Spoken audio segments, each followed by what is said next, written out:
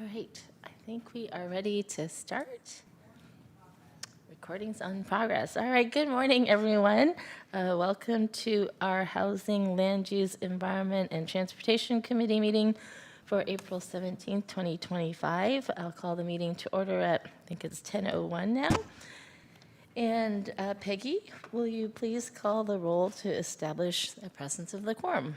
Good morning, Vice Chairperson Arenas. Here. Chairperson Abacoaga. Here. You have a quorum. Thank you. I'm Margaret Abicoga, the chair of the committee, with my vice chair, Supervisor Sylvia Arenas. And at this time, please turn off or mute all electronic devices, including cell phones, that may interrupt the meeting. We will go to item 2, our public comment. This item is reserved for persons who wish to address the committee on any matter within the subject matter jurisdiction of the committee that is not on this agenda. The law does not permit committee action or extended discussion of any item not on the agenda except under special circumstances. Members of the public who wish to address the committee on a non-agendized item should request to speak at this time by giving a request to speak form to the deputy clerk if you're in chambers, or by using the raise hand icon if attending virtually. Peggy, are there any speakers? We have no speakers in chambers and one speaker in the Zoom room. Our first speaker is Paul Soto. Please accept the unmute to begin speaking. You will have 3 minutes. Thank you, Paul Soto from the Horseshoe. Land use. There's multiple cities. The closest to San Jose is San Francisco, and they convened a committee to quantify and assess how much in reparations that necessarily needs to be paid out, and identified the particular groups of people that quantification of wealth needs to be distributed to.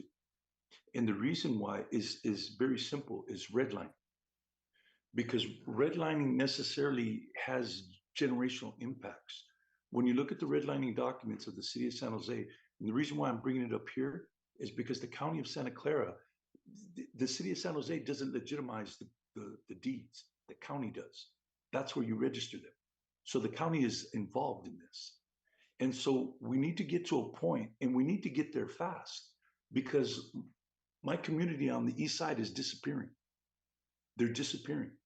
And the reason why they're disappearing is because over time and over generations, there's been a necessarily targeted, deliberate deprivation of resources that would necessarily allow that community to participate in the evolutionary process generationally. And we're seeing the symptoms of it now. You see, because when COVID hit, everybody was getting a bunch of grant money by exploiting this particular fact. COVID did not create the poverty. It merely exacerbated what already existed. This was a popular quote that was stated. Well, what had existed has existed and was set in motion in 1939 when the map was created. And when you look at the document, it forecasts on the document 20 years into the future from 1939. So we're gonna get there. I guarantee you we're gonna get there, because the county can no longer keep a straight face and not hold itself accountable and still consider itself a legitimate government. You can't do it. You cannot do it. In fact, when a government, and this is inside the Declaration of Independence, when the government no longer functions in a way that necessarily secures the population's and the citizens' right to life, liberty, and the pursuit of happiness, when a government starts creating policies that necessarily is detrimental to those three creator-endowed rights, then it is the right of the citizenry to abolish that government, because they are no. That concludes our speakers. Thank you. I'll close public comment then and go to our regular agenda. I'm sorry, we'll go to item 3, which is the consent calendar, and any changes to the committee agenda.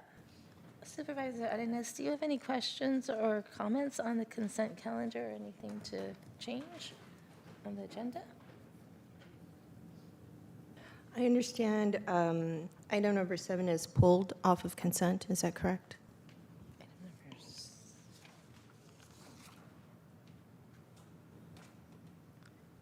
If not, then I thought it was. I would like to pull it off consent. Oh, okay, great, Thank thank you. So we will pull item 7 from consent. And then I'll make a motion to approve items 8 and 9.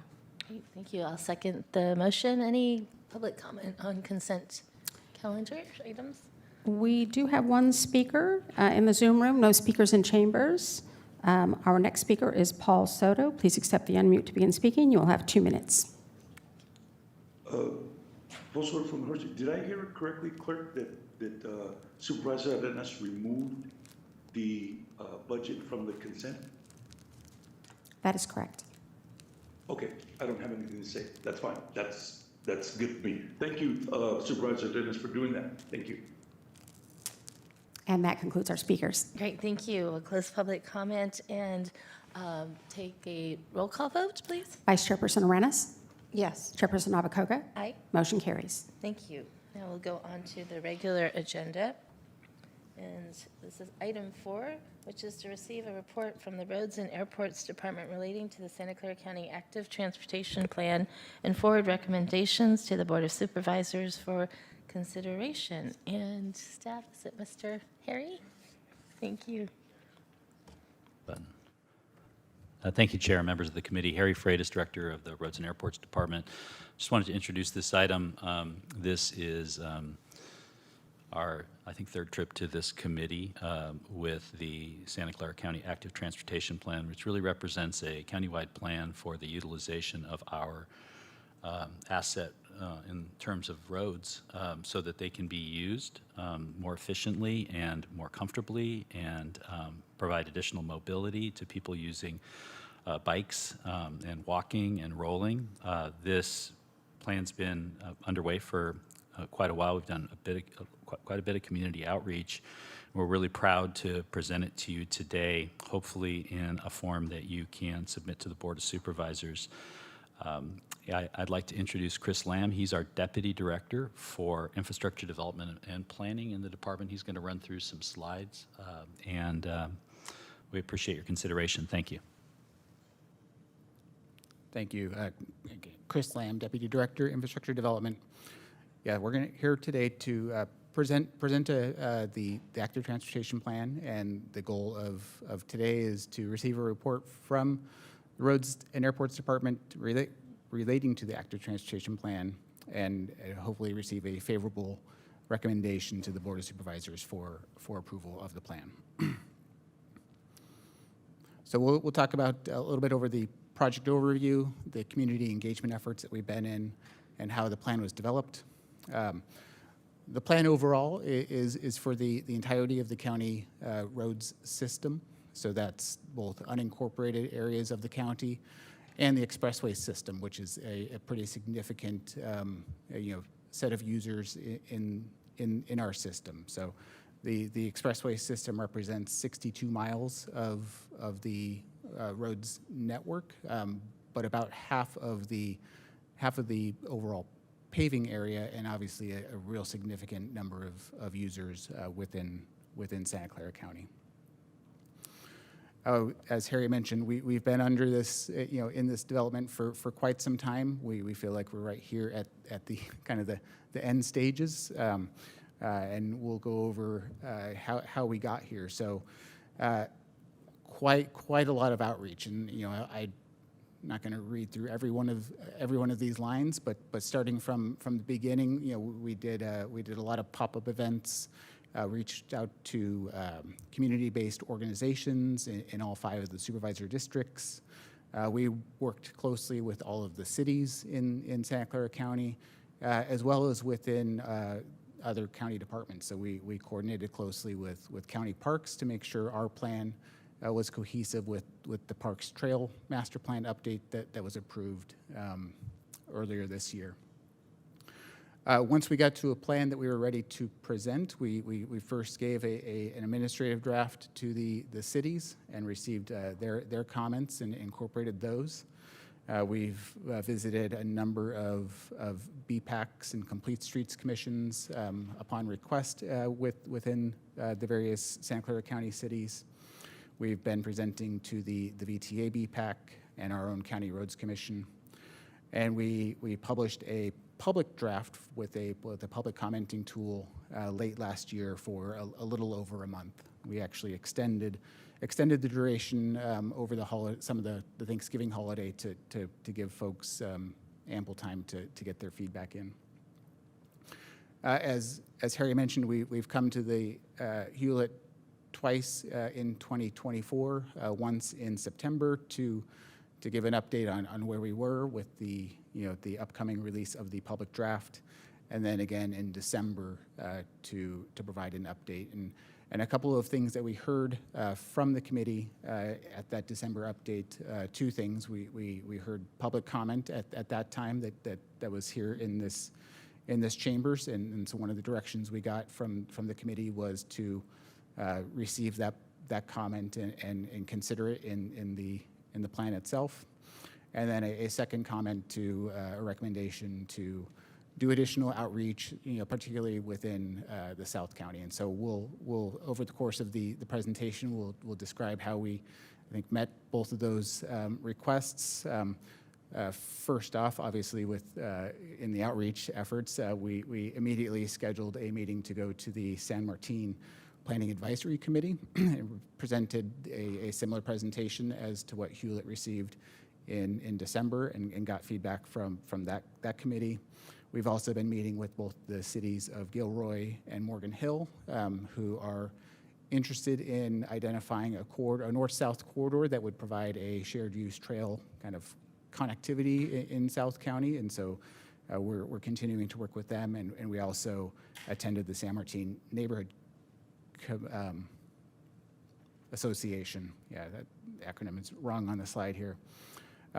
We've also presented to the County Sustainability Commission as well to get feedback on the plan.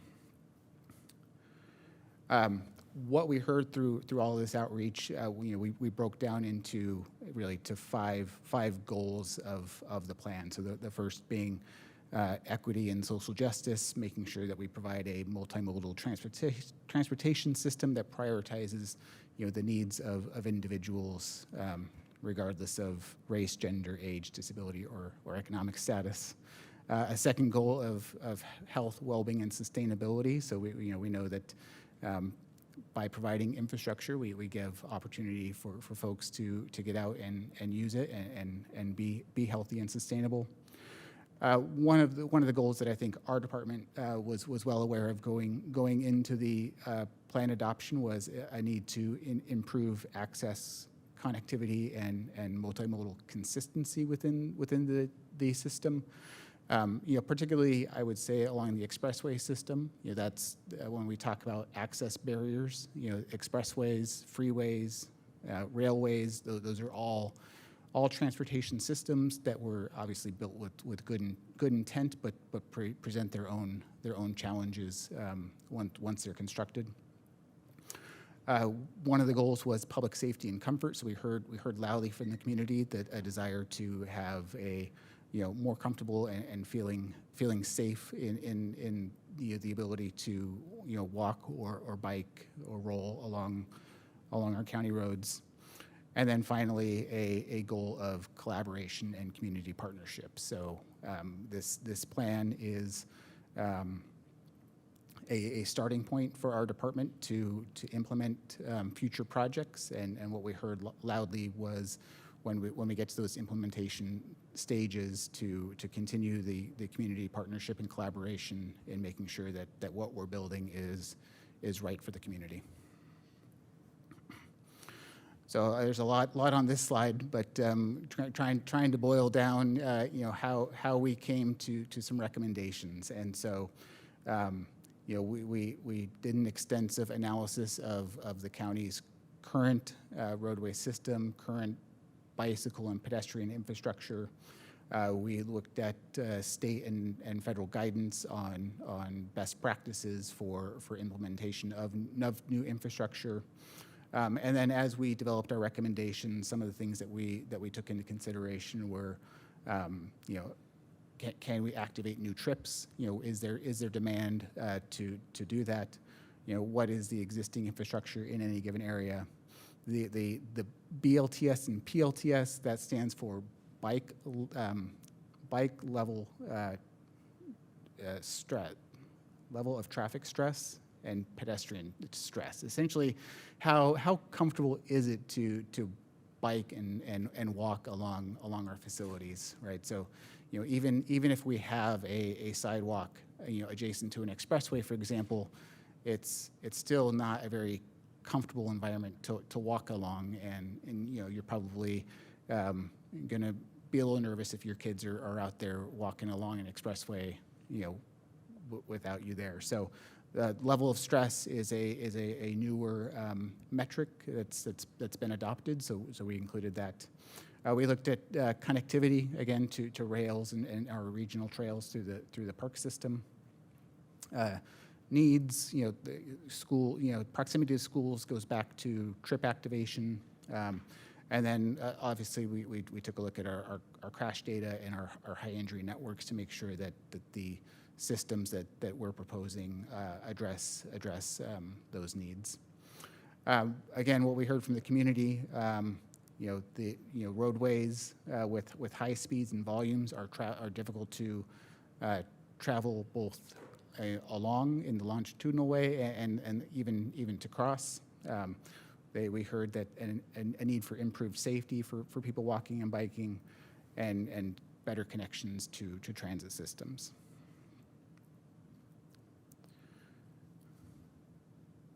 So this slide, again, is just kind of a summary of the recommendations. What you'll see is along all of the expressways in particular, a recommendation for, you know, based off of the speeds and volumes on those, a need to provide a separated facility, so a class one trail.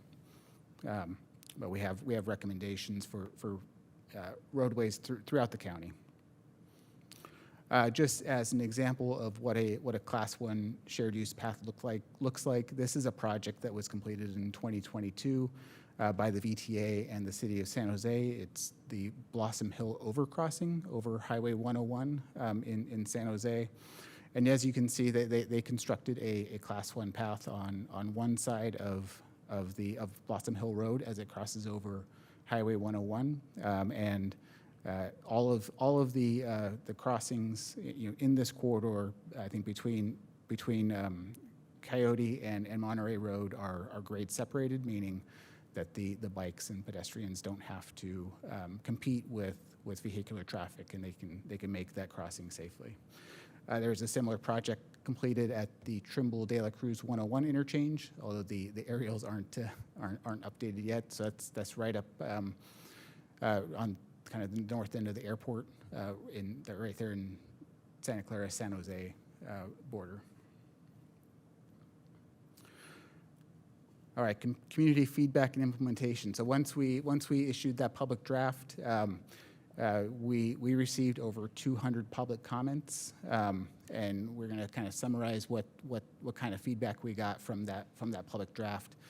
We did incorporate quite a few changes. A lot of the changes were, you know, maybe more opinions or recommendations for future efforts, but we also incorporated all of the public comment made by all of the various commissions and committees that we went to, and any public comment that was made at those. And so we've provided responses. There's a response matrix attached to the packet where we identified, you know, whether the change was incorporated, whether the change was just noted, or if there's future action that needs to be done. Some of the key themes that we got through that public outreach or through that comment period, again, a focus on bike and pedestrian infrastructure, a need for connectivity and accessibility, future and additional community engagement and planning. We heard a focus on maintenance and upkeep, right? So once we build all this infrastructure, make sure that we keep it in good operating condition. A lot of concern about e-bikes and the speeds that they travel on some of these trails. And so that's obviously an emerging technology that we are keeping an eye on and don't necessarily, I think, have recommendations in this plan, but it's something that we'll have to be mindful of moving forward, and a need for additional traffic and enforcement. So I think the overall, the themes that we heard in the public commenting period on the draft plan really mirrored the same concerns and considerations that were asked when we did a lot of our initial outreach. I don't think there was really anything that was unique or new to the project team that we received, but these again are just some of the categories and desires that we heard from the community.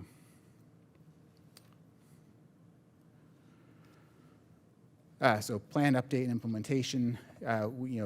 We did make some changes. The next steps that we're going to take on this are addressing some of these continuing engagement, refining strategies to guide project level feasibility studies, and so we've got one of those kicked off right now. So we have our Foothill Expressway feasibility study just kicked off last month, and we've been engaging with the cities along that corridor. So that's Cupertino, Los Altos Hills, Palo Alto, and also the Stanford University. So we've met with all of those stakeholders, and we're going to start a community outreach process shortly on that project. We're also looking to program funds for a similar study along Capitol Expressway. And then we've also been using this plan, even in its draft form, to guide projects that are currently in development. So there's a current design effort at Montague 880, a San Jose VTA joint project that the county is an obviously a large stakeholder in to rebuild that intersection. And we've been able to utilize this draft plan to guide development of bicycle and pedestrian infrastructure requirements into that plan. So it's this plan, even in draft form, has been I think fruitful for the department to access certain grants and guide direction on certain projects. So now, finally, plan adoption. We took two steps prior to coming to Hewlett to get formal recommendations from advisory bodies. So the Santa Clara County Roads Commission is an advisory body to the Board of Supervisors. We presented this plan on March 19th to the Roads Commission and received a unanimous approval and recommendation to Hewlett. And we also took the plan to VTA BPAC on April 9th. These went a little out of order. We were intending to go to the VTA BPAC first, but due to circumstances, in March, all of the VTA commissions and committees were postponed by 1 month. So a little bit out of order. We received 8 conditions. So a supplemental memo was provided to the committee on what the action occurred, was in last week at the VTA BPAC.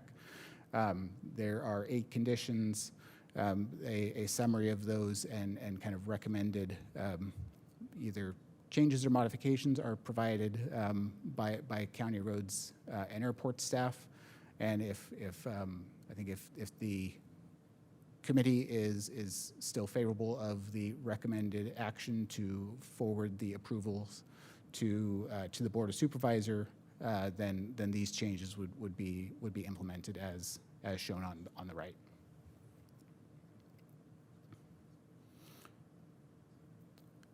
And then the next step, assuming a favorable recommendation, the RDA staff will bring this item back to the Board of Supervisors for adoption in the May to June timeframe. And that concludes my presentation happy to go back to that summary slide of the VTA, the BPAC considerations if that's beneficial, yeah. Thank you for the presentation. I'll take public comment first. So Peggy, are there members of the public who'd like to speak on this item? We do have 4 speakers in chambers, and we now have 5 speakers in the Zoom room for a total of 9, and that usually triggers 1 minute, although you have discretion to do 2. Let's do 1 minute, please. Moment.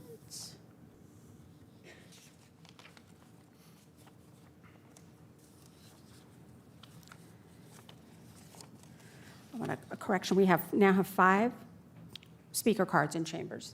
Our first speaker is Akos Sobosloy. And if Tim Wee, Betsy Megas, Jim Stallman, and Karen Gauss would like to line up. Akos Sobosloy.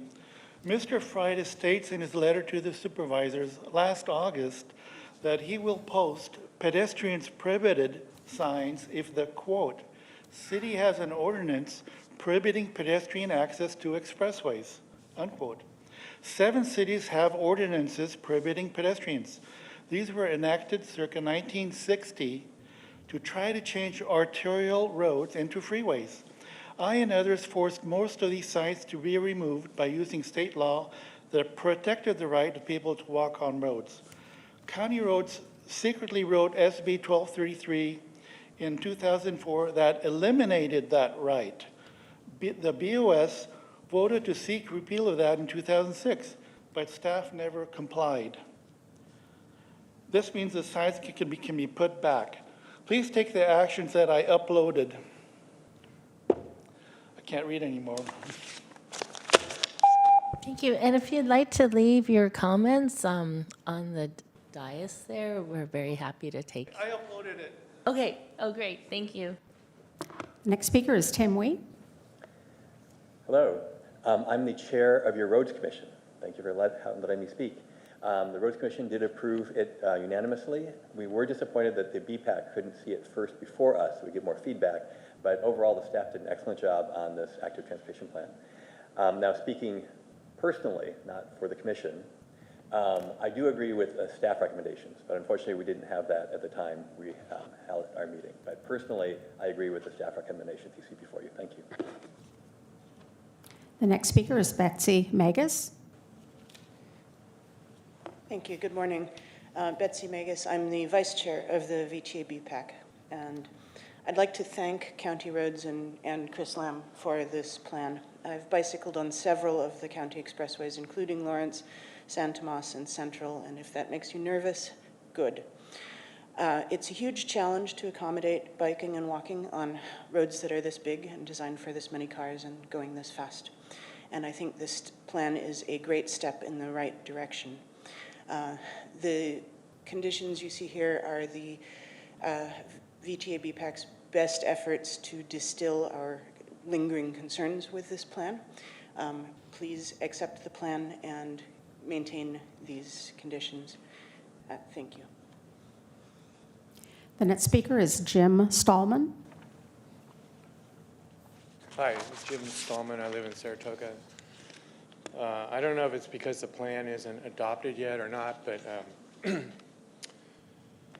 had my wife look it up because it wouldn't load on my phone. It's so big. It's bigger than the county general plan. But there's 228 mentions of the word equity in this plan. And it disappoints me as a resident of this county that there's still so much red in the plan from over 20 years ago. And I'd like an audit done on this to see what's left to do. You notice all the red is in East San Jose and over maybe, Capitol, that's a biggie. And so I'd like an audit done on this, see what's yet to be done. And it disturbs me that Foothill is the first thing on the books, and it's not in the east. The next speaker is Karen Goss.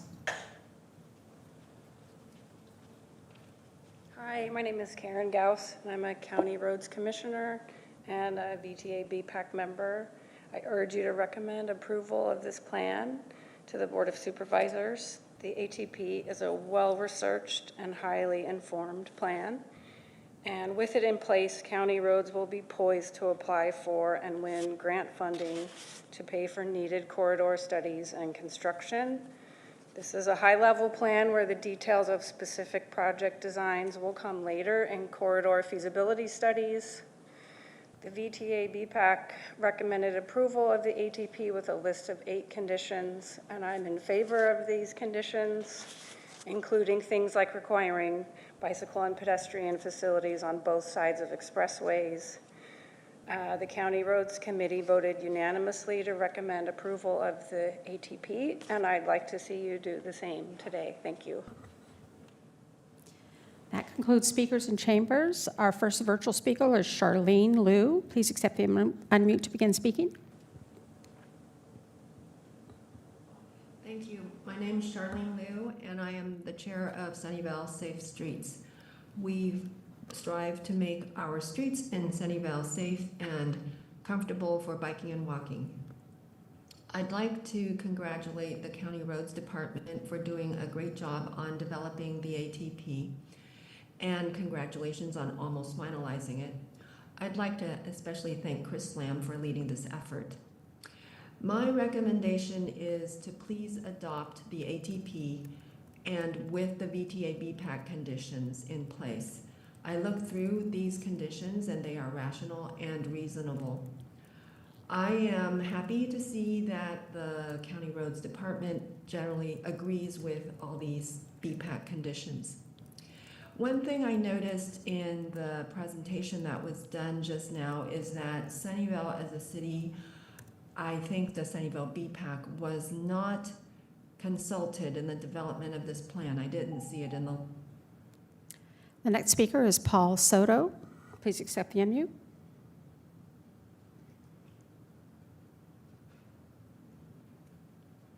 Mr. Soto, please accept the unmute to begin speaking. Yes, thank you, Paul Soto from the Horseshoe. I really want to extend my gratitude to the gentleman that pointed that out. I'm holding that flag down. What you spotted, I've been holding that flag and bringing that to the county's attention for years. Now, the county doesn't have a definition for equity. The only time that they have a definition for it is when they're conning us into trying to get us to believe it, that it actually exists because they put it in a document. What they're doing is they're using that, and they're using what has happened to my community in these grants. And then they're submitting those grant applications. They're using the history that my people have experienced in order to finance their projects. Like, now, how long do you think you're going to continue to get away with that? Because the lawyers are the ones that are doing this. It's the lawyers, the county, it's the county executive and the county council, because they are the ones that exploit this language and make certain that it remains ambiguous so you can't identify it. How long do you think you're going to? The next speaker is Jordan Moldow. Please accept the unmute. Hi, Jordan Moldow from County District 2 in the city of San Jose. Thank you for bringing this. I would like you to approve all of the conditions that were recommended by the VTA BPAC. It's very important that pedestrians not be forced to take indirect routes, which is why it is essential to have sidewalks and trails on both sides of every expressway. Otherwise, people would have to cross the expressway twice to get to their destination, adding a lot of stress. Additionally, the expressways are an ideal route for running rapid transit bus lines, which requires pedestrians to access the bus on both sides of the street. So please support the recommendation from VTA BPAC to require pedestrian and bicycle facilities on both sides of the expressways. In addition, the intersection treatments need to be improved. Please add grade separated crossings to the toolbox. And just in general, make sure that the intersection designs are able to support the bidirectional flow. The next speaker is Jennifer Sheeran. Please accept the unmute. Hello, Chairman Abiakoga and board members. My name is Jennifer Sheeran. I'm a resident of Cupertino in Santa Clara County, and I'm a former chair of the Bike Ped Commission, and I'm on the board of Walk Bike Cupertino. I urge you today to support the adoption of the Active Transportation Plan with the conditions at the VTA BPAC. There have been significant and extensive public outreach that led to these recommendations.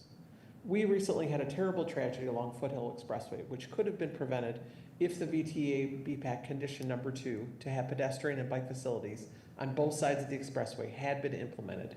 Let's prevent further avoidable loss of life. The VTA recommendations will clearly ensure the best outcome for all county residents. I ask you to do that today. Thank you.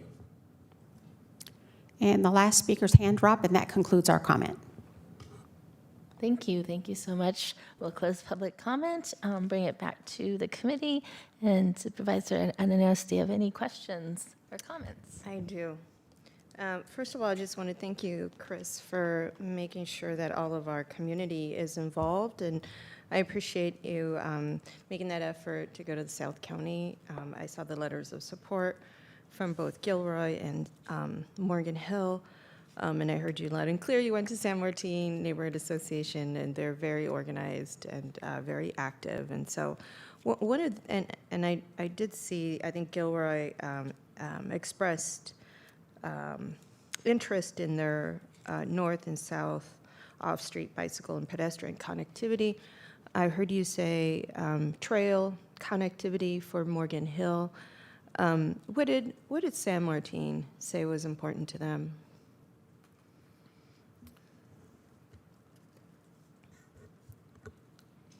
I'm trying to recall that conversation with the Planning Commission and Neighborhood Association. I think it's one. It's just showing that the county is willing to invest in the community and treat them the same as other other locations throughout the county. I think they're interested in improved access, transportation access through and within their community. Those I think were the key points that came out of those conversations. Thank you. I know they have had a longstanding lack of infrastructure, and that is, sidewalks and et cetera, what that means. And I want to make sure that folks who are historically underserved, like San Martin, like Gilroy, are prioritized. And what I didn't see in the reports is how equity comes into play with the recommendations. And I was confused about, if we go back to one of when you had the list of, hold on, let me see if I can find it. Thank you. Thank you. Oh, this doesn't have a page number, but it says development of recommendations, and it looks like this. Chris, Sure. You know which one it is. This is your baby. I don't have to show you what the baby looks like. That I wasn't sure how the graph connected with the development of recommendations. I wasn't sure. I don't know what the next is there. I know that the following slide talked about the network recommendations, and I'm guessing you took the information based on what the feedback was and what the average daily traffic and posted speed and what kind of class you were going to recommend for the different trails, or for the different pathways. I just couldn't.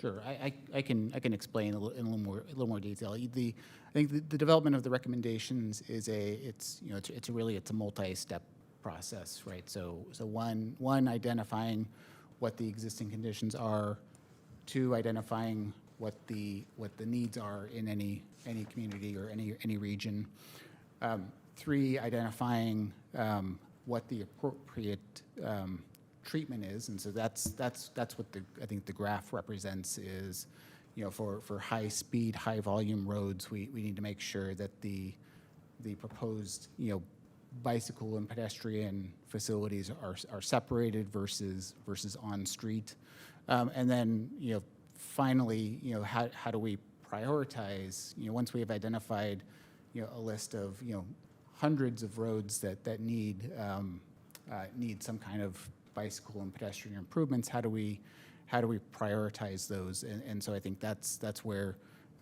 equity came into scoring, along with, the potential activation of trips and a number of other criteria that were used to kind of compare the different projects. I thank you for breaking that down. I think I would have appreciated something in between to show me how you got there, because at this point, there's something missing for me based on, I think it's your last slide, where you talk about some of the recommendations for improvements, and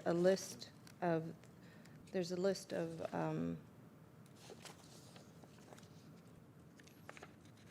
good Lord, I cannot find it now.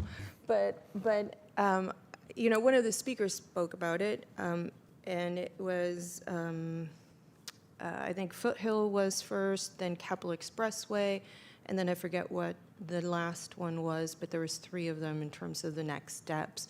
And to me, I just, one, I want to know how grave it is in some of the areas so I can understand where the need is at, right? And by that I mean, how many accidents have we had? How many fatalities have we had? How many near fatalities have we had? So that I can then draw the conclusion and probably be supportive of what you're already recommending and what the commissions have recommended themselves, to say, yes, that looks appropriate. But for now, I'm not sure where it stands, because I don't know if Foothills should be the first one on the list. I don't know. Did they have more fatalities than Capitol Expressway has over a certain amount of years? Do they have less access? Or I don't know what the reasoning is if Capitol Expressway is placed second because the light rail is currently being constructed. I guess I need to understand why those are the recommendations. Sure. So I think a lot of the information that you've alluded to, I think it is contained in the full report. Obviously, trying to paraphrase a several 100-page report into a handful of slides. I think we're not going to get all of that information probably conveyed, but we can make sure that we take another look at the presentation and include more of that information in future future efforts. In terms of the projects, the ones that are either underway or upcoming, I think Foothill Expressway has been there's a lot of community support in that region. And we've been hearing the need for bicycle and pedestrian improvements for a long time, predating the county's efforts to even start working on this plan. The Board of Supervisors approved a grant application and received a grant application from the VTA Measure B program in 2023 to fund that project. So that's I think maybe a little bit of history of how that project came to be. We're utilizing this plan to guide the decision making in that feasibility study, but the efforts to secure the funds for that study began years and years ago. What this study will allow us to do is go secure those grant funds more easily in the other areas that have also been identified. Yes, and I understand why maybe it was maybe the makeup of Hewlett allowed for that to be nudged that certain way. But I still don't hear from you the reasoning in terms of incidents, fatalities, tell me what is so pressing about this particular study that it needs to go before another one. And so I'm not hearing that yet, and I'm not going to look for it in the report. I'm asking you to tell me. And if I can't hear it from you, then the same questions are going to happen at the board meeting. So I'm going to ask you, I'm going to make a motion to first explain with an equity framework why these recommendations are happening, and then we'll have the conversation at the board level in terms of whether that is the order that it should be in. But I need to have an explanation of what that looks like, because at this point, I don't know that I would be supportive. I'll move it forward, but I'm not telling you I'm supporting the recommendations as they stand. And I will continue to do that, not just because, I'll do that because I want to make sure that we're following equity. And in most Department of Transportations, it is really easy to have an overlay of equity because you have a number of incidents. And they tell you a story. I know the story in my district. We have long, winding roads. We don't have as many incidents in terms of maybe the ones that are in another district, like District 2, for example. I'm going to talk specifically about the city of San Jose. But the council district that's in Evergreen has more fatalities. So we have less incidents, but we have more extreme outcomes from those incidents, which are fatalities. And it tells you a different story. I don't see the story here. And so I'd like for you to tell us that story so then I can get behind that, because at this point I won't. But I will go ahead and make a motion to approve the report with additional outline of equity so that I can understand what those recommendations are. And if they need to, if the order of those recommendations need to happen, then that's what needs to happen. Otherwise, I'm not taking it just at the word here, because I don't see the connection. So that's my motion. Thank you. I actually have some maybe friendly amendments to the motion, and it had some questions, but it goes back to the VTA BPAC's recommendations. So I was hoping we could roll those into the motion too. Thank you.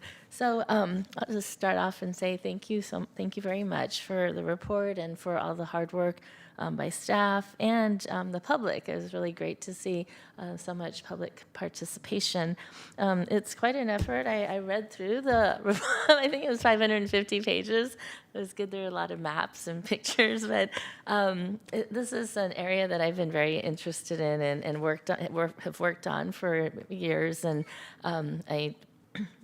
my small business that I owned shortly was an indoor cycling business, but that got me into outdoor cycling a bit. So I actually am very familiar with Foothill Expressway, and that I've ridden that quite often. And it's a very busy expressway for cars, but also bicyclists. On a Saturday morning, you can see hundreds, actually, of bicyclists riding it, and it goes to Stanford, so there's a lot of stops that are it's very convenient to get to many places. So I gathered from the report and from your comments that perhaps Foothill Expressway maybe has a long history of being worked on and moving it forward.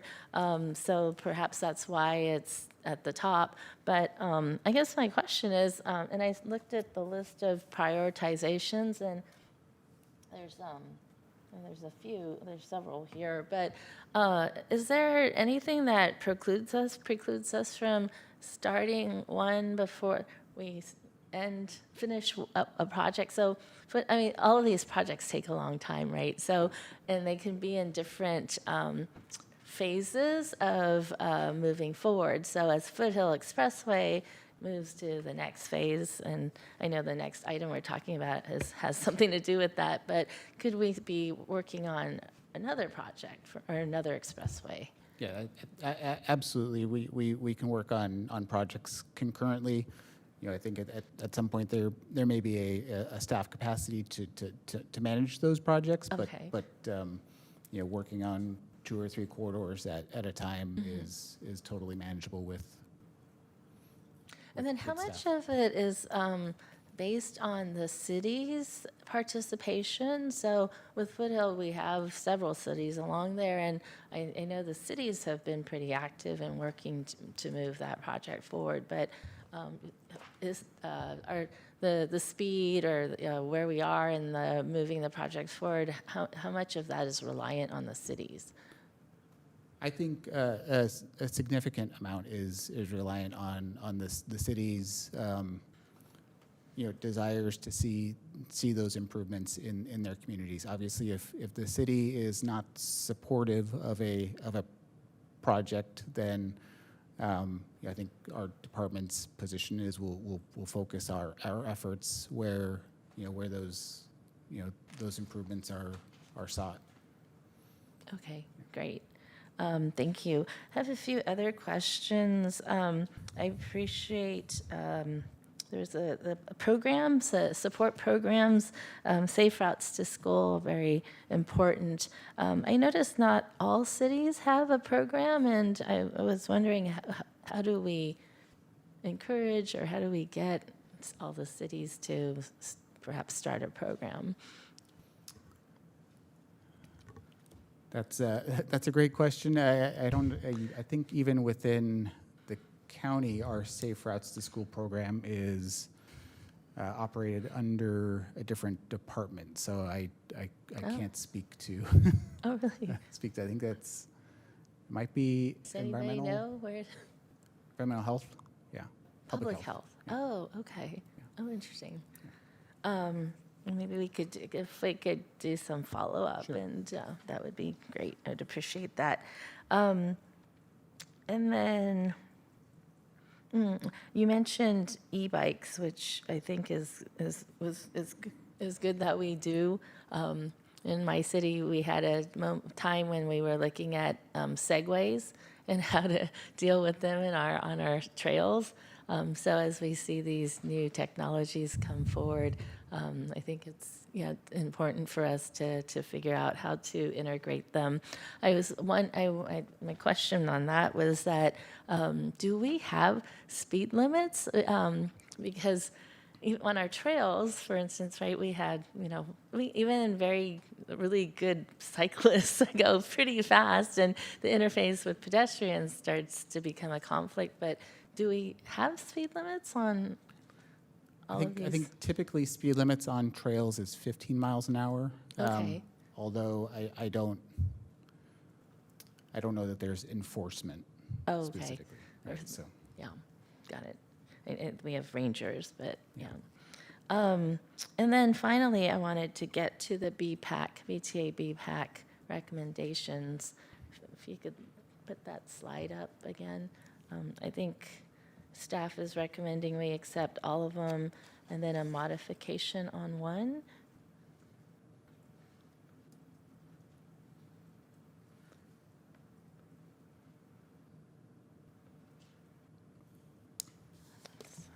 Had it here somewhere. Oh, great. Oh, thank you. So, is it the number 2? Recommendation is to strive to provide access on both sides of expressways and urbanized county roads as deemed feasible through the future feasibility study. So I would support this language. I think that because the cities are involved, we need to reach out to them. And my request or question request is whether we could work with the cities to do an assessment of these locations to see if they are feasible to access.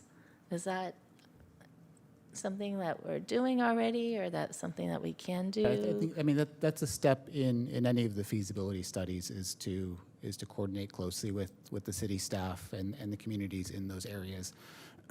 Just as a little bit of background and some of the reason for this recommended language change is, this planning document is very, very high level. And so I think when we include language, like must and shall, it provides a really restrictive approach to the implementation of future projects. And if we wanted to use Foothill Expressway as an example, Yes. The ability to provide a trail on both sides of the expressway is going to be, one, incredibly challenging from a cost perspective, Right. from a right-of-way perspective, and from an environmental perspective. I can probably pretty confidently say that we will not get community buy-in on a project on Foothill Expressway that has Class 1 paths on both sides, based on the amount of tree removal that would be required to do that. Yeah. Right. I think that alone would be such a negative impact in that area that I think the community would stop Yes, that project. sure. So I think we're just looking for a little more flexibility in working with the communities to find, figure out what the right project is for their community. Yes. And I think that's the intention behind the revised language, to give us that flexibility. I agree. I think cities like to have a say in what's happening in their own cities. So I think it is important to reach out and work with them rather than us mandating or dictating what should happen. I was also thinking too that we've been working on cycle tracks in our community, and that might be on one side of the road. There may be areas that might be a better alternative. So I think if we can, like you said, do the assessments and really figure out what's best for these segments, that would be the best approach for me. So I would go with your staff's recommended language on that. I just wanted to actually, I was thinking about funding opportunities, and I've been on VTA, I'm on MTC. I know we had an ATP $2 million, I think it was $2 million fund. And if I remember correctly, for some reason, the Bay Area projects weren't funded. And actually, now that I remember, one of the reasons, I believe it was because of the care communities, or we talk about equity, and the projects didn't score as well on that category. So I think this is great to have this. This hopefully will help us with future funding opportunities. But I wanted to ask with Measure B, and this is sort of tied to the next item too.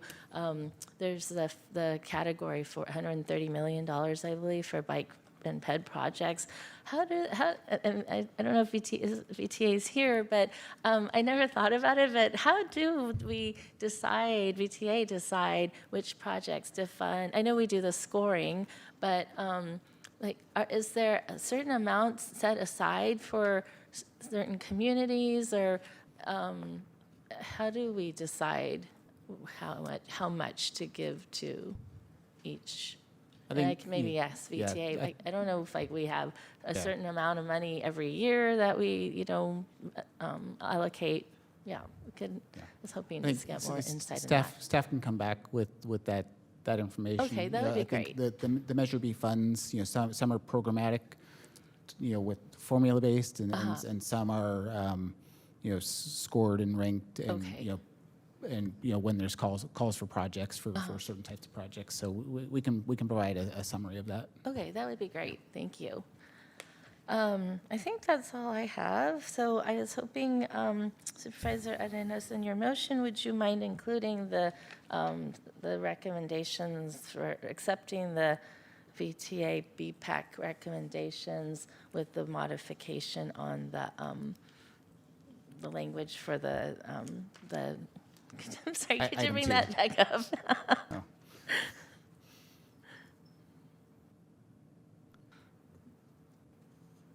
So The modified language on item 2. on item 2, Yeah. yes. Would you be willing to accept that, these additions?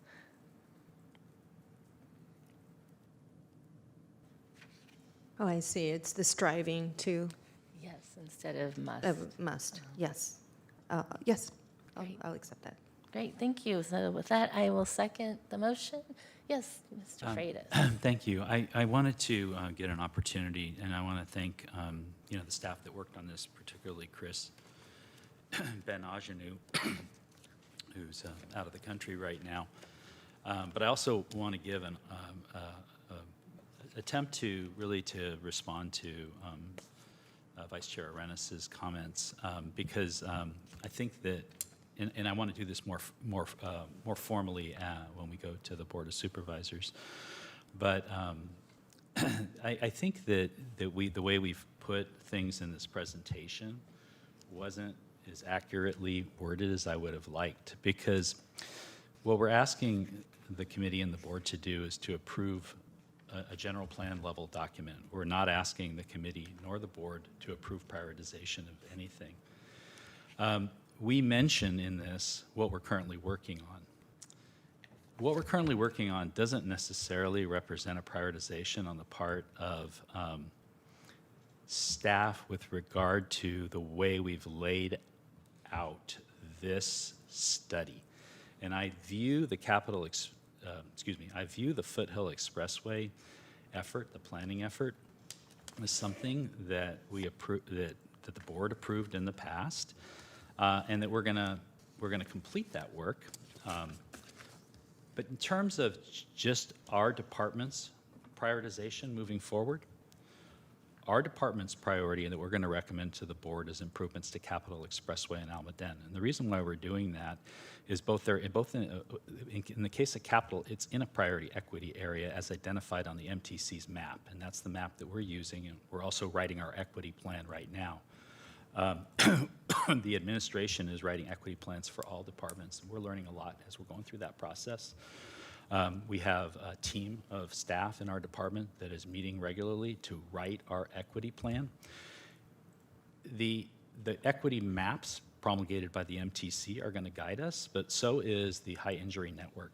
And we've identified Capitol Expressway as our #1 high injury network, and it's our personal goal to make improvements to Capitol Expressway because of that. The second high injury network on the expressways is actually Almaden.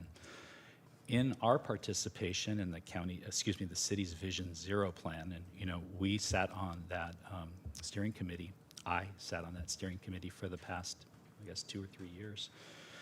And working with the City of San Jose staff, we actually came up with 3 grant applications that we supported. 1, Capitol and Seven Trees. 2, Capitol and Center. 3, Almaden and Foxworthy. All 3 of those locations are identified both on the county's high injury network that's written in this plan and in the city's high injury network. So we participated pretty fulsomely, I guess you'd say, in the city's Vision Zero efforts. In our budget, as we get to item 7, I hope you notice that we've programmed the beginning of our investments in Capitol Expressway, even though these aren't grant funded. We have both paving, sidewalk gap closures, and beautification programmed and recommended to the Board of Supervisors in our budget this year for Capitol Expressway.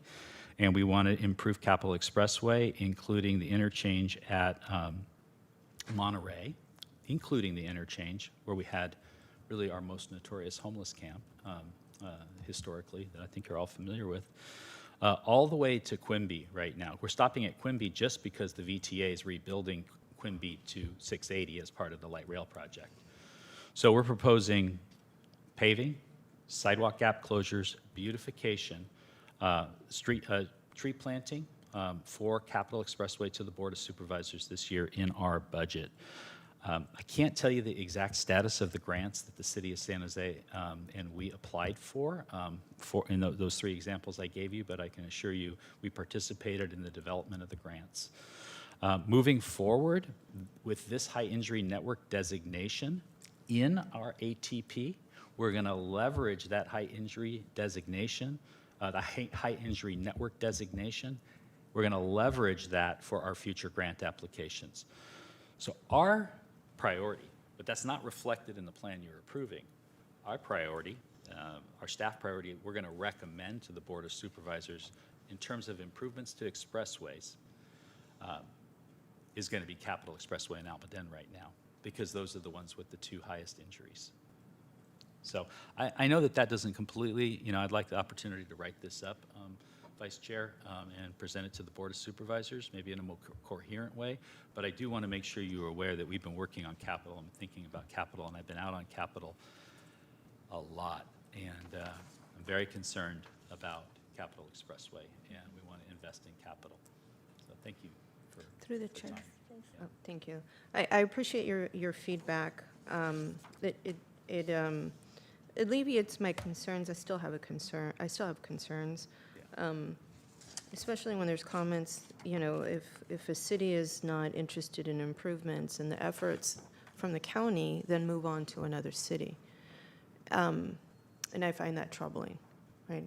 It is not exclusive to this department, because I see it throughout many departments. And it's in conflict with what I think we should do as an organization in order to improve equity, and whether maybe you need to have elected speak to one another is another avenue to, pun intended, not even intended, is another avenue we should travel. I just realized what I was just saying. But it should be, right? And I think that this is an opportunity for folks who are in elected office, who are ultimately going to review your plans and approve them, even though there's a lot of really good work from folks who in our community who are giving of their time and expertise and really love for this arena. Ultimately, it's up to us to approve those plans, and it is no secret that I'll continue to wear my equity glasses no matter who's in office, and I expect that the material also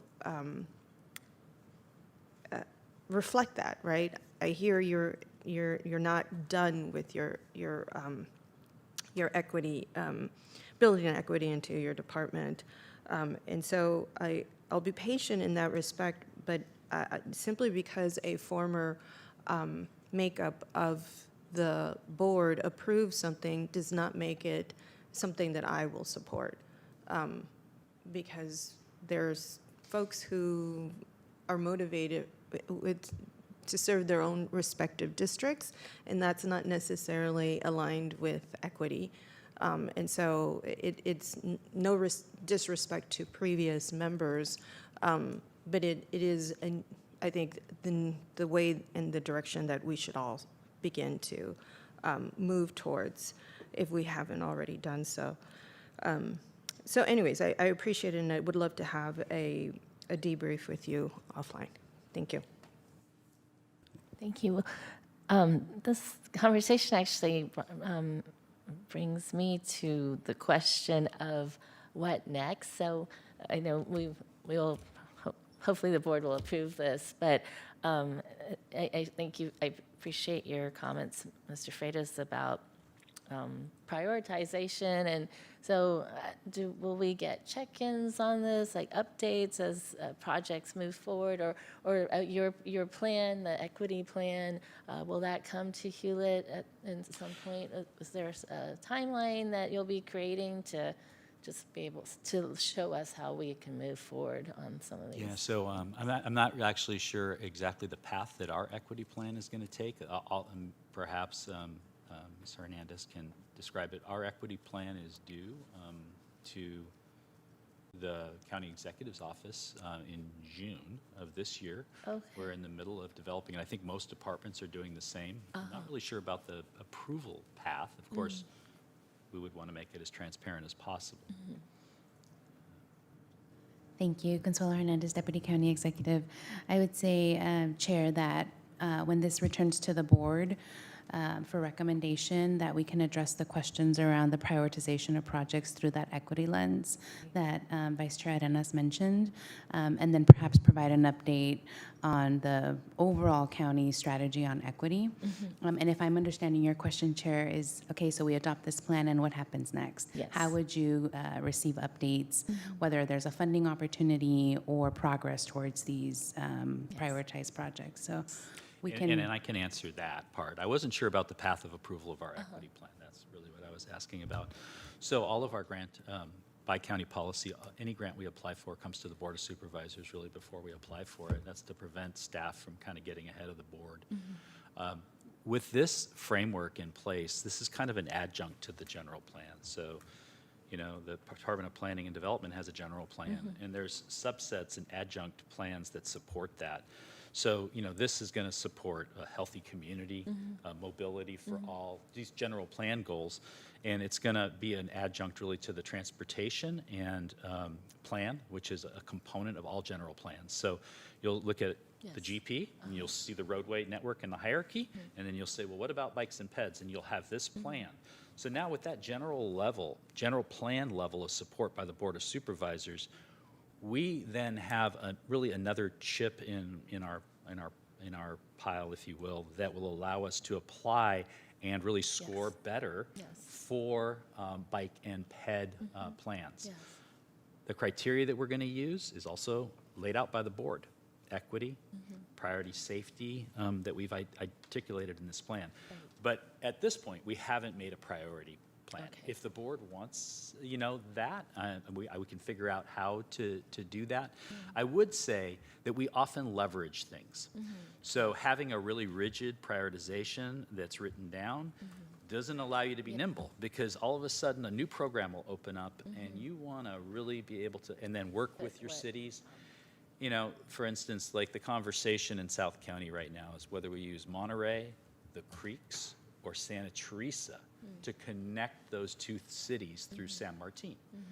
Supervisor Arenas asked us, well, what does San Martin want? I think they want connectivity, and I don't think they've weighed in on, can we use a creek? Because a creek is the superior. If we can get on a creek, that's the most wonderful way to travel between cities. The second is a less busy arterial. The least likely is really, or the least comfortable is these really super busy arterials. We go through the grant application process. We work with the community. We work with the board. And then hopefully we put in a competitive application. That's the key, is the competitiveness of it. And I appreciate, Supervisor Arenas, your comments. And you're always looking at everything from an equity lens, because it did remind me with this MTC fund, a grant program, I think that equity was what was low score, all the Bay Area projects. I think the county might have received some funding from part of it, but I just remember hearing that none of the Bay Area projects were funded because the equity piece was scored low. So I think if we definitely prioritize that, hopefully that'll make us more competitive too. So with that, if there are no other comments, could we get a roll call vote, please? Vice Chairperson Arenas? Yes. Chairperson Abe-Koga?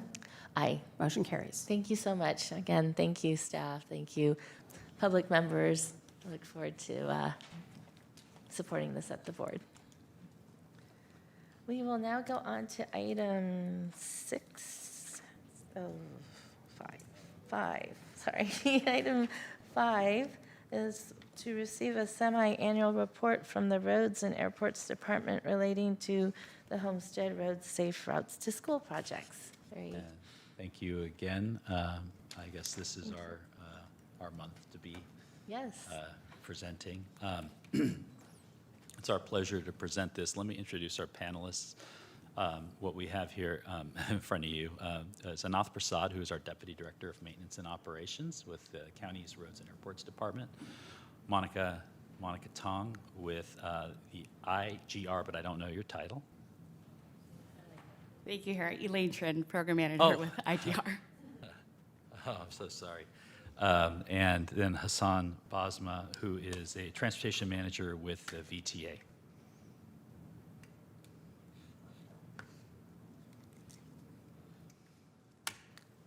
Good morning.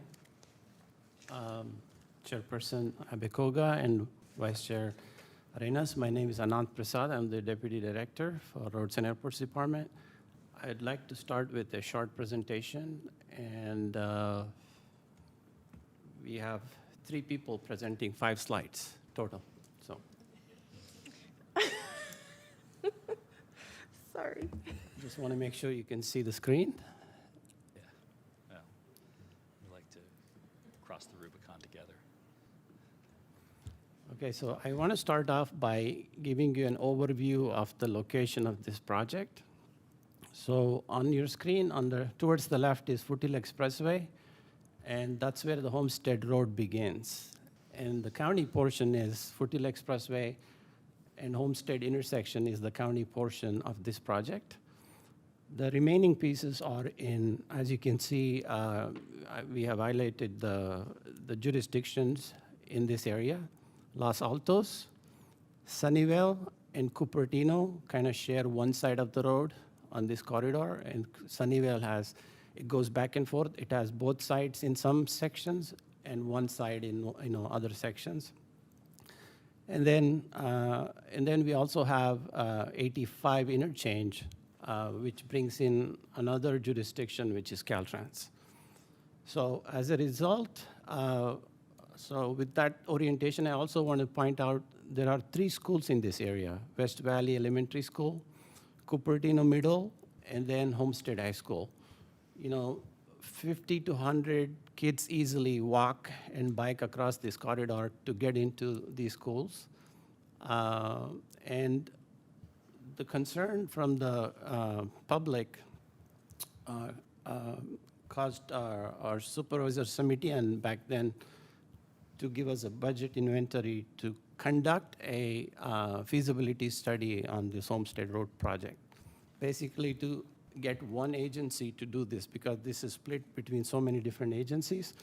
It was hard to get one agency to look at. So the county was asked to lead this project feasibility study. We brought in all of our stakeholders, that is all the cities, and we also worked with many different schools. We worked with the community, and then basically hired a consultant to conduct this feasibility study. As part of that, the goal was to keep it simple, right? To do infrastructure improvements for pedestrian and bicycle safety, and also come up with feasible and implementable, project design. Connecting students to all these schools was the primary reason, and making sure that they are safe while they're using this corridor. So we had 2 community meetings, one in November 2018. That was just to get initial feedback, introduce them to the project, and hear their concerns and see what issues they have on this corridor with their feedback and all the city feedback. And so with the consultants were able to go back and then develop a concept plan. And then we kind of shared a draft report in February of 2019.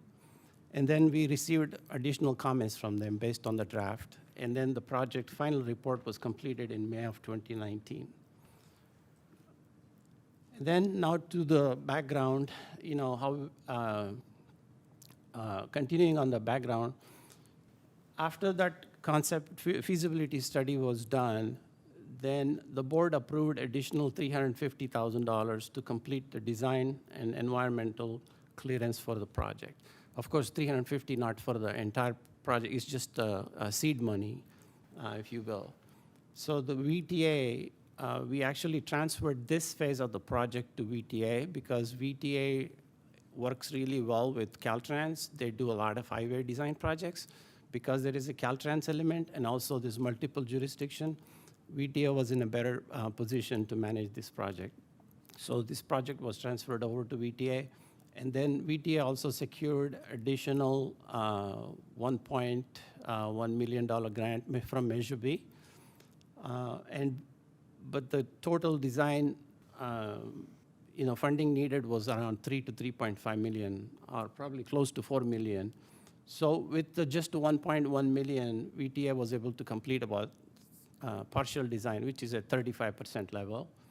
And then, of course, I have a representative from here, from VTA, will go over the next steps. But in August of '24, I just want to complete this slide and then pass that on to VTA. In August of 2024, VTA completed the 35% design of the project. And then December of 2024, board approved a referral for biennial reports to the Hewlett. And that's the reason that we are here. So we're going to be coming back again in 6 months. So with that, I'm going to turn this over to Hassan.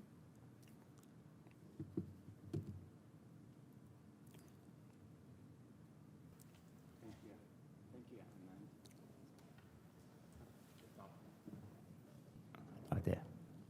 Thank you, Anand. Good morning. Again, my name is Hassan Basma. I'm from VTA. Continuing with the slides here, in 2023, summer of 2023, we started this project, the designing of this project, and we completed the 35% last summer, so that took about a year. And the reason we've now put a pause to it because of lack of fundings. We couldn't continue, as Anand had mentioned. We're looking for additional funding of 3 to 3.5 million that is needed to complete the design. We have discussed this with the adjacent cities, City of Los Altos, City of Sunnyvale, and City of Cupertino, to see if they can contribute money towards finishing the design. We also VTA did apply for ATP funds in 2022 for Cycle 6, but was not selected. The reason was because we scored very low, and we actually, and it's really a competitive program. We actually had a briefing with a CTC staff member. We wanted to know why we scored low. So couple of reasons they gave us was, well, one, they told us it was very competitive. And then secondly, we scored 0 for the equity, the disadvantaged community. And also he said that we had limited history of fatal and severe injuries in this corridor as compared to the other projects that had applied for it. So that was some of the reasons they gave us for scoring very low in the grant. Then we are now exploring other grants, such as the Safe Streets and Roads for All. And we're also talking to the county IGR team to see how they can get funds for us. And we're looking also to ABAG, see what the next cycle is, and if it's something we can apply for. So with that, I'll pass that on. Thank you. So as part of the December 2024 board direction, IGR was directed to seek one-time funding of $3 million at the state and federal level. So at this time, we've submitted a state budget request to Assemblymember Patrick Ahrens and Senator Josh Becker.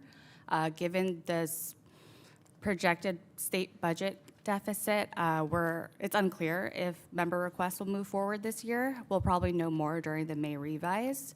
Additionally, we are seeking federal funding through the community project funding, also known as earmarks.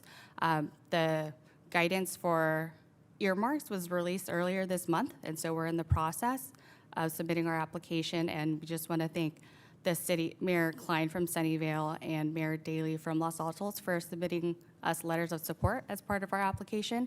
So that's ongoing, and we'll know more if we get selected later this year. And so we're continuing to work with VTA and seek other grant opportunities as we see them, and so continuing that partnership. I think that is the end of our presentation. Thank you. Thank you very much for the presentation. We'll go to public comment first. Are there any members of the public wishing to speak on this item? We have 2 speakers in chambers and 3 in the Zoom room. Okay. 2 minutes. Yes, please. Our first speaker is Tim Wee in chambers, and if Betsy Megas would like to line up.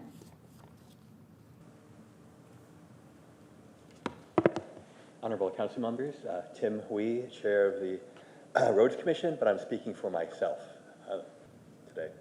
Homestead is an extremely important and very well-used active transportation route for 3 schools, as well as many businesses and lots of bicyclists and walkers in Sunnyvale, Cupertino, and Los Altos. Please do all you can to get funding for this somewhat complicated cross-jurisdictional project. It's complicated because it goes across so many different jurisdictions, but it is a very worthy and very needed project to make it safer along this corridor. Thank you.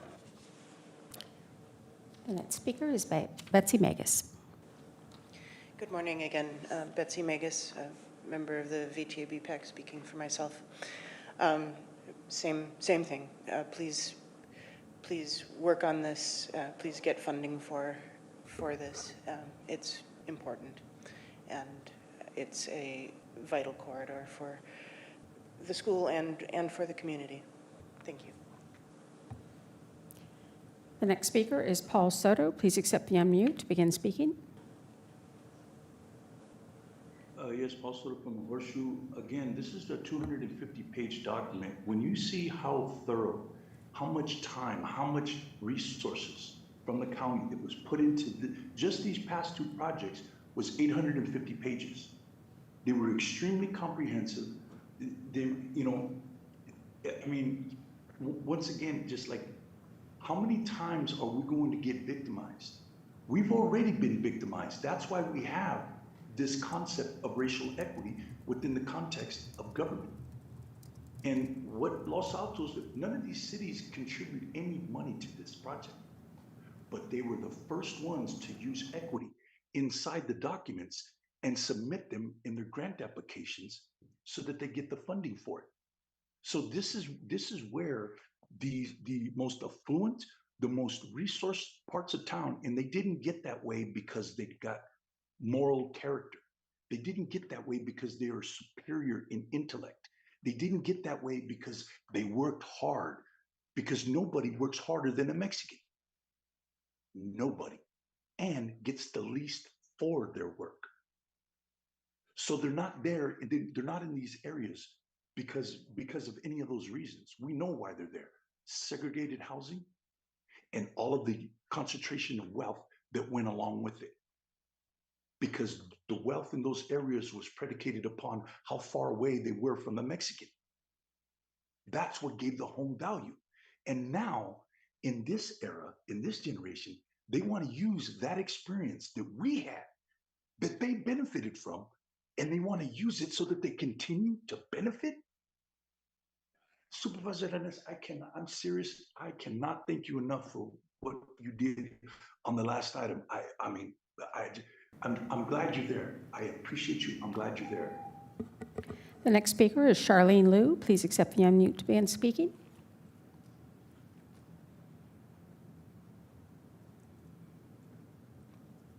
Hello, I'm Charlene Liu, Chair of Sunnyvale Safe Streets.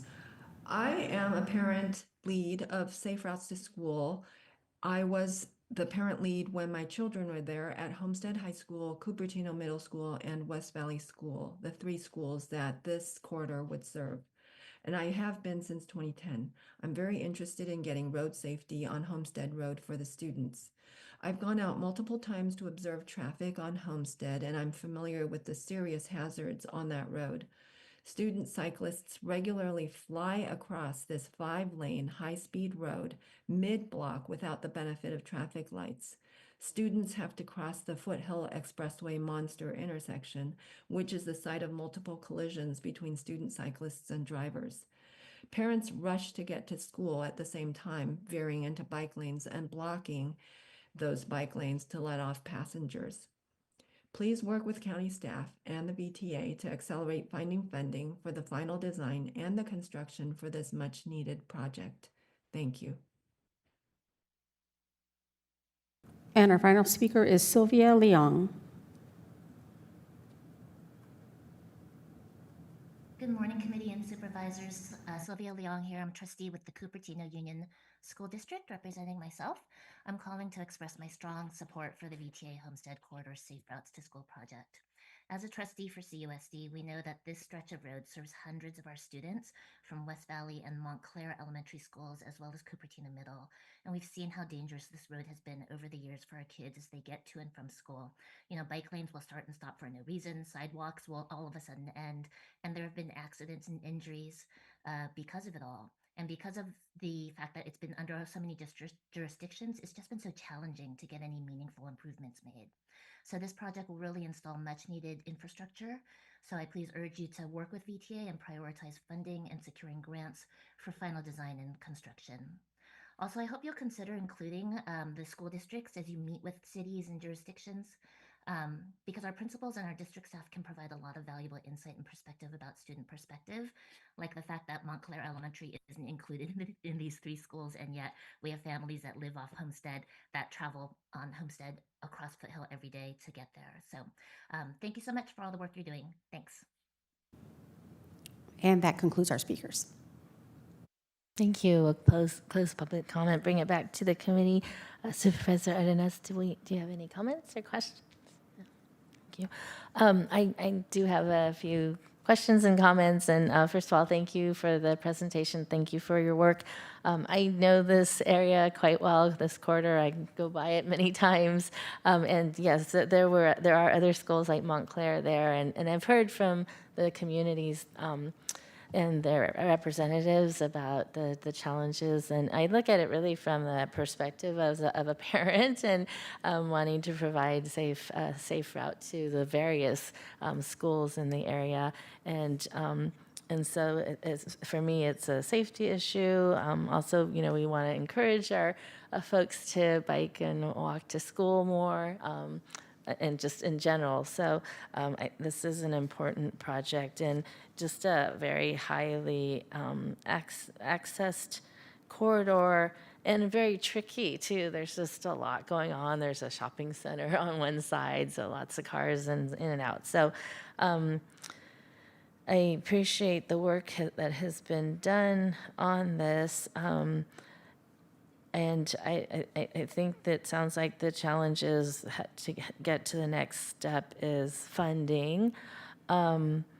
So I appreciate that the county has taken a lead on this. I'm thinking, well, I guess it's a question, but my question actually was about VTA Measure B funds on bike ped projects. I know this project got some funding prior.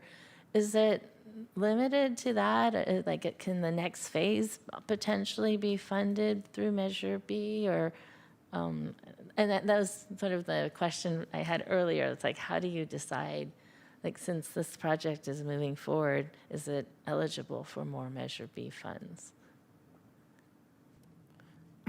We have asked our grant folks, and they're looking into that and see if that's possible. Okay, great, thank you. I will say though that, and you know, we've done projects like this. We had a trail project that had 4 cities involved, and we ended up creating a 4-city collaborative because we found that as we jointly applied for grants with all the cities, we scored higher and were successful in getting some grants.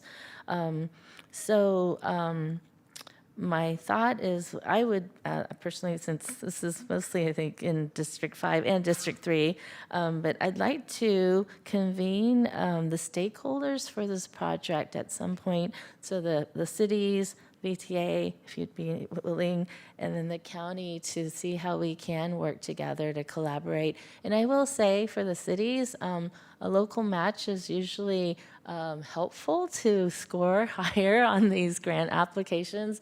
And I don't think the cities have contributed yet to this project. So we will need, I keep hearing from the cities, oh, you know, we need you to do this, but I know from my own experience that 20% local match is usually what's, you know, expected to score higher. So whatever we can do to encourage the cities to also contribute, I'm just going to put it out there. They may not be happy with me, but that's just the way these projects move forward and get funded with, you know, the grants. So I would like to have that conversation with the cities at some point and convene a meeting.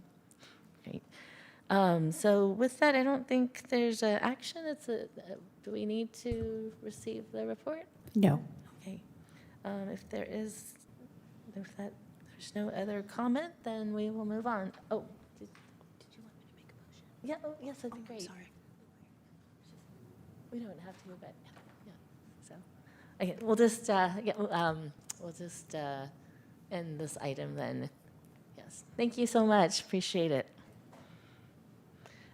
We will now go on to item 6, which is to consider recommendations relating to activities and departments reporting to the committee. So can we start with planning and development? I'm Jacqueline Anciano, Director of Planning. I'm going to ask if you would start with KJ. Okay, sure. We usually try to switch back and forth. Okay, yes. Sometimes it starts with me, and then sometimes we. So I had made that request before. Okay, I'm sorry, I didn't have that here, so we'll start on the other end. Through the chair, I'm so sorry. I did pull item 7. Oh, does that go first? I'm sorry, I didn't know the order. You can take it in any order you like. Okay, why don't we do that then? Yeah. Oh, to the chair, whatever you prefer, Chair. I'm sorry. This is, oh, yeah. Okay, I'm sorry. Then why don't we go ahead and do the reports, and then we will do the item 7. So KJ. Good morning, KJ Kaminsky, Acting Director for the Office of Supportive Housing. As you may be aware, May is Affordable Housing Month, and I know Vice Chair Arenas, you are hosting a farm worker housing event on May 7th. OSH is excited to participate and support that event, but I also wanted to share that we have some additional events that include tours of Measure A projects, including an event at Blossom Valley Senior Apartments on May 2nd and one at Solaire on May 7th. There's also one other event that I wanted to note is a panel discussion on housing affordability and homelessness in Gilroy on May 14th with our partners at Destination Home. There's a lot of great events. More information on those are at the SV at Home website.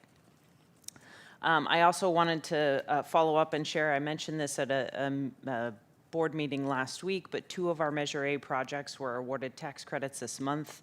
It was a very competitive round, but the Lupina Apartments in Washington Guadalupe District, just south of downtown San Jose, was awarded. It is an affordable development with 98 apartments, 25 are permanent supportive housing, and the remaining 73 apartments are affordable at 30, 50, and 60% area median income.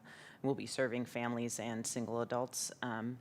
Also wanted to note that Magnolias was awarded. That's a 66 apartment development in Morgan Hill. It has 7 PSH units, 10 rapid rehousing units, and 28 farm worker units. So our team worked really hard with the developers on those applications, and very happy to see those Measure A projects moving forward.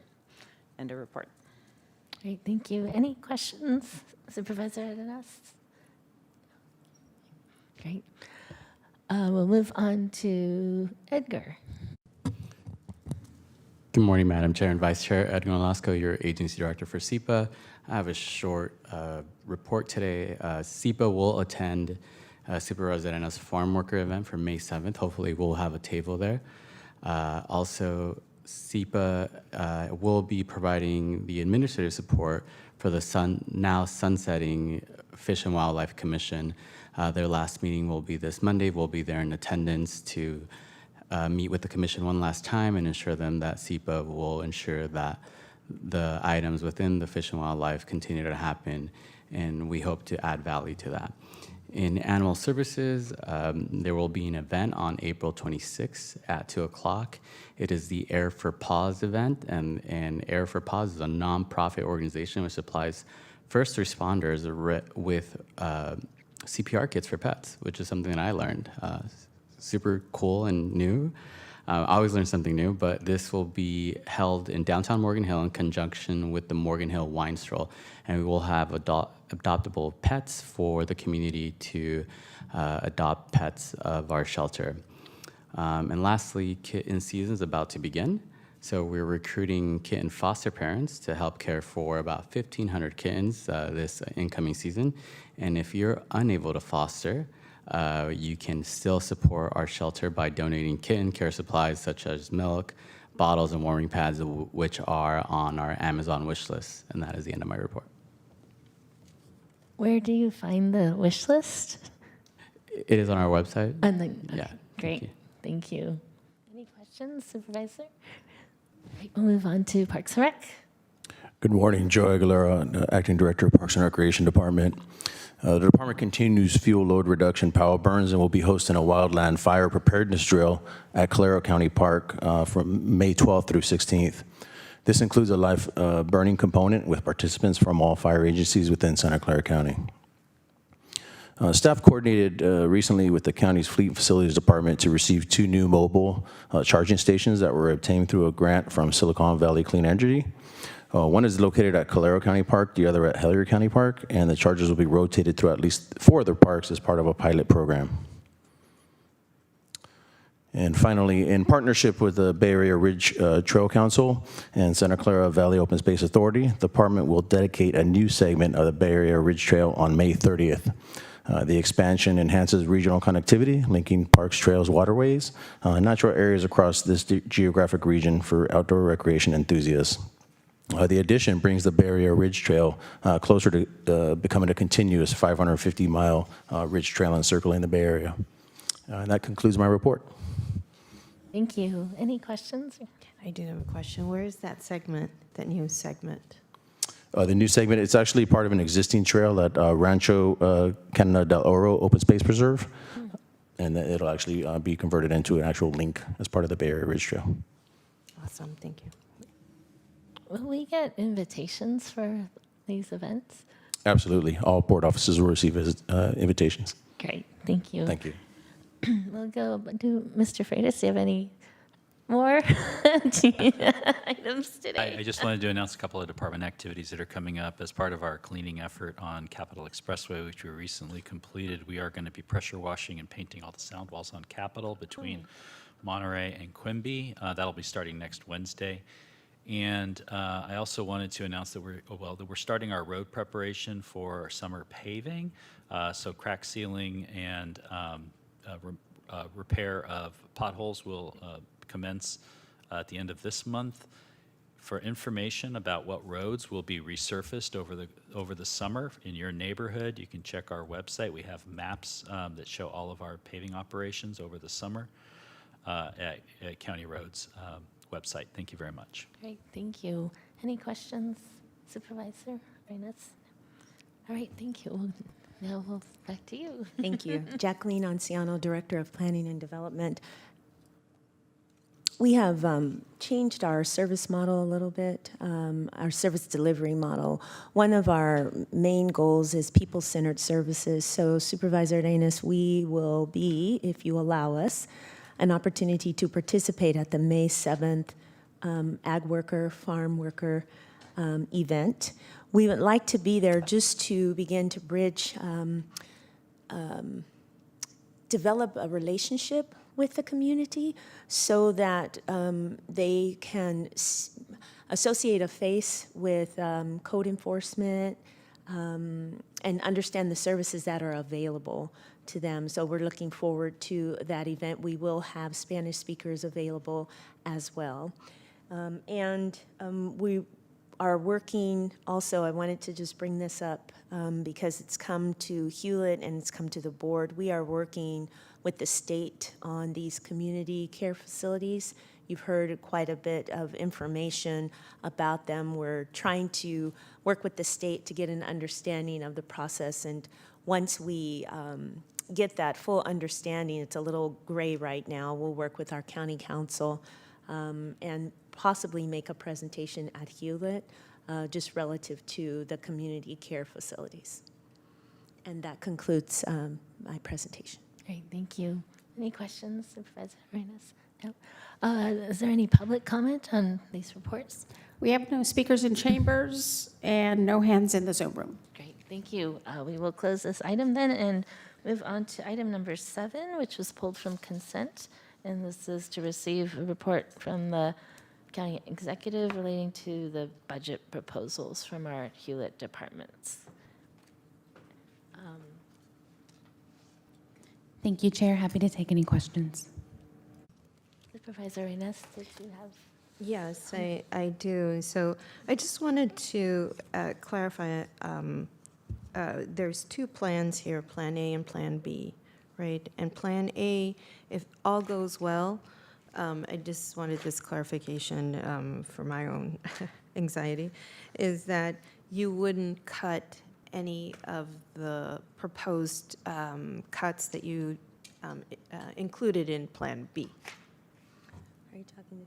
Well, I'm not sure. I think it's Consuelo. Oh, Consuelo. Oh, whoever would like to answer that. Apologies, Vice Chair Arenas. Is the question more broadly for all of the departments, or did you have a specific question for I did have my specific concern was with some of the, I think it was the permit technician, some of the planning reductions that were happening are my concern, because I know that we have a huge, first of all, we need to update the general plan. We haven't done that in decades.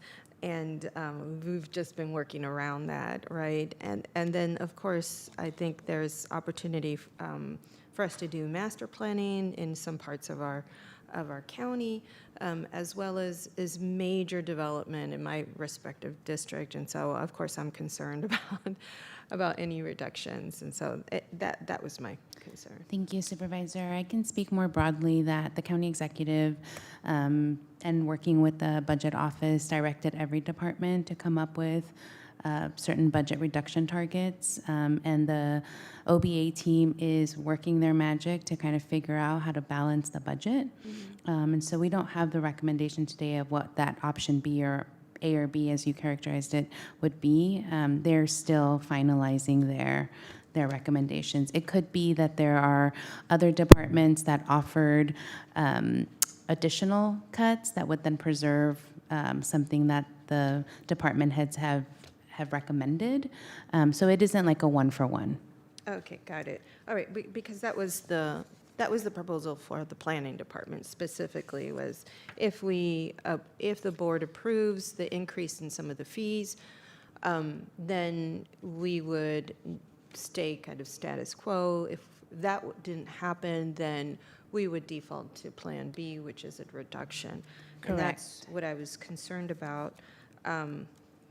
And hoping that you will meet with each of the, I'm sure that you're doing this, I don't need to tell you, but that our colleagues understand how important it is to increase fees. And I know that doesn't feel comfortable because where we're at, but otherwise we will lose folks that are, I think, we can't afford to lose in the planning department. I mean, we can't afford to lose anywhere.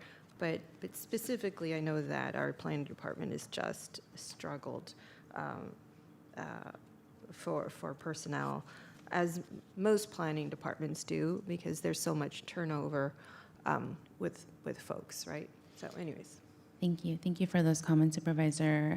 We'll definitely, once those recommendations come in, and the benefit of having an option, if you will, is it allows also the county executive to weigh across the county, what are the opportunities to continue to fund something or not, rather than having to scramble at the last minute and asking departments to look at it, 3 months later. Yes, I appreciate that. And related to OSH, I saw that there was some leveraging from CalAIM, and I was confused about that, because I thought I wasn't sure which aspect of CalAIM was getting reimbursed, because I thought the part that has to do, this probably has to do with outreach. Got it. Never mind. I think I answered my own question there, because I know I've been pushing about rental assistance and homeless prevention assistance, and I know that the system isn't ready. We're waiting for the state so that we can maneuver through. That's correct, and I'm, can report that we are scheduling our internal meeting. So we meet with the managed care plans through the Office of Supportive Housing once or twice a month, and we are now in that stage of having conversations about that transition rent. So we have an internal meeting at the end of the month, and then we'll regroup with the managed care plans in May.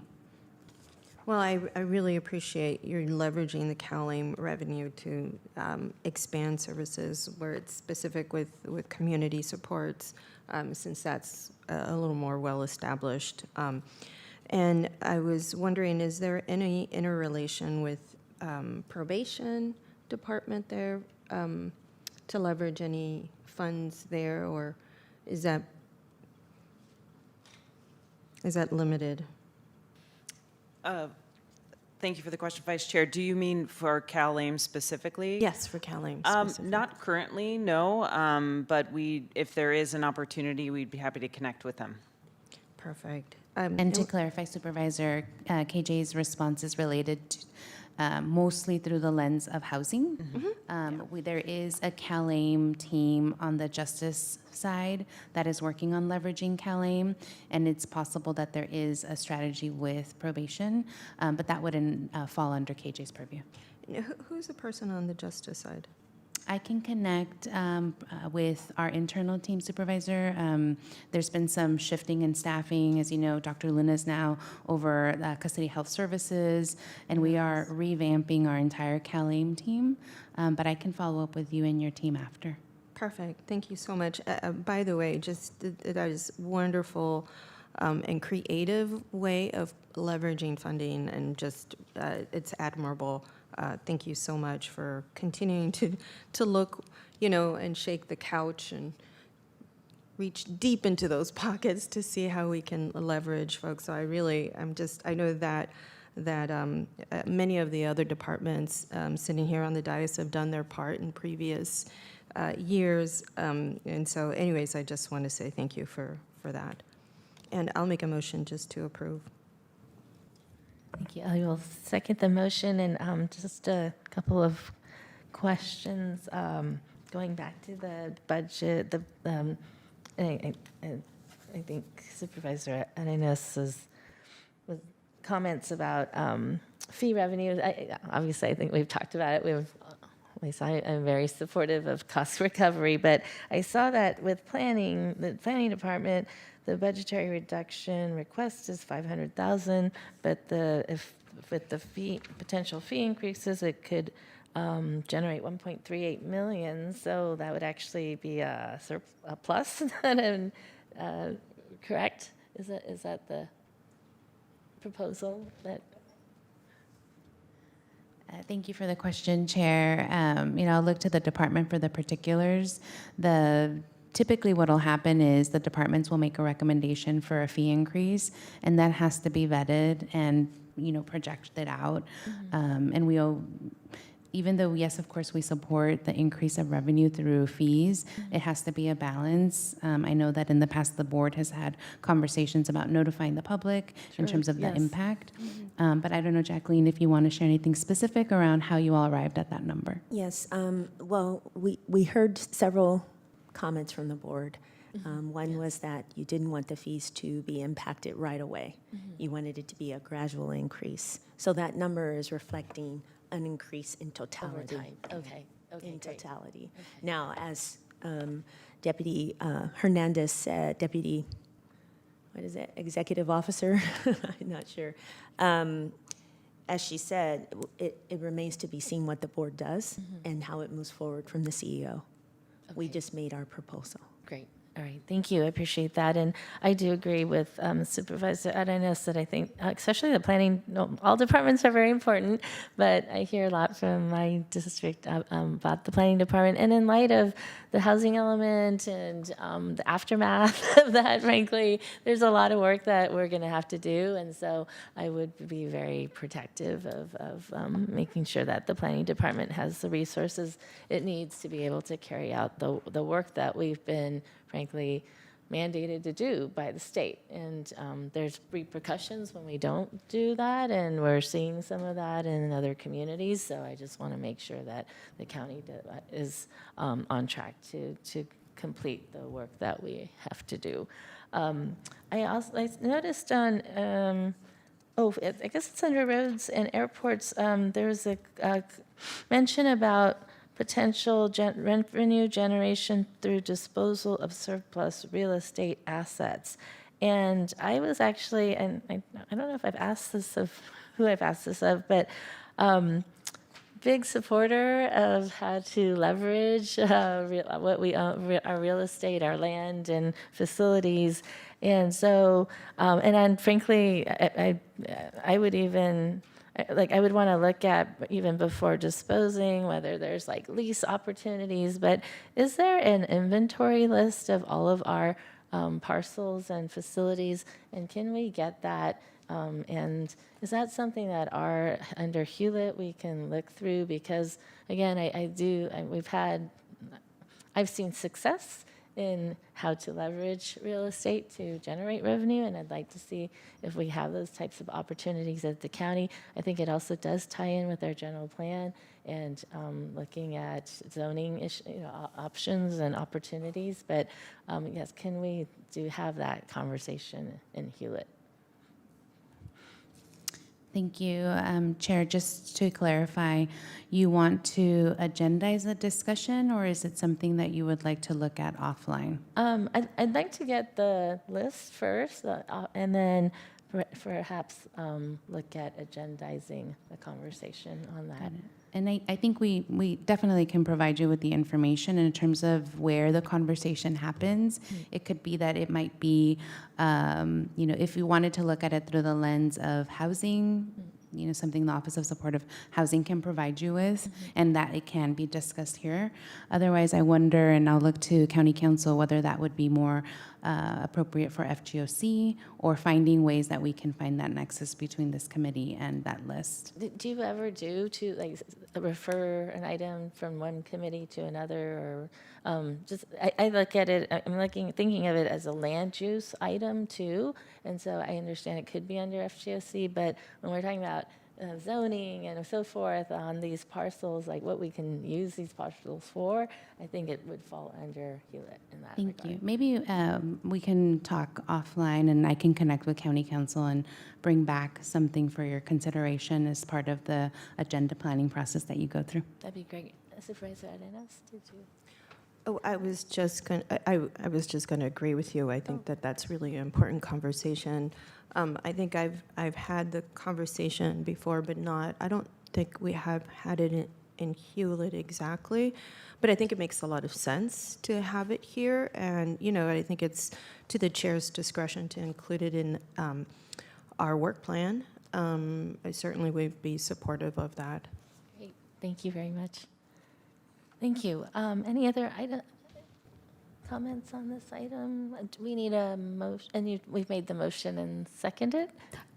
We actually do speakers. We have do? no Okay. speakers in chambers, but one in the Zoom room. Okay. Our great. final speaker is Paul Soto. Please accept and unmute to begin speaking.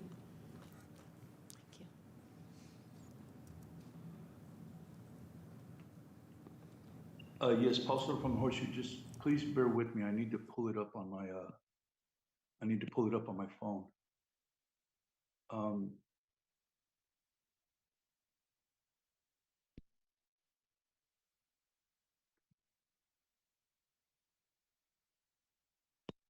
The farm worker housing. There's in this document, it states that a budget to serve as agricultural permitting ally, focus on equitable access to farm worker housing. Additionally, $1.7 million was allocated by Zolofgren. And it says, due to the shortage of affordable housing options within the county, farm workers experience extreme housing insecurity. The program under development will be designed to assist farm workers to obtain housing, which has contributed to increased public health risks and health disparities. So by neglect and not actually centering racial equity, people are dying. It's affecting their health.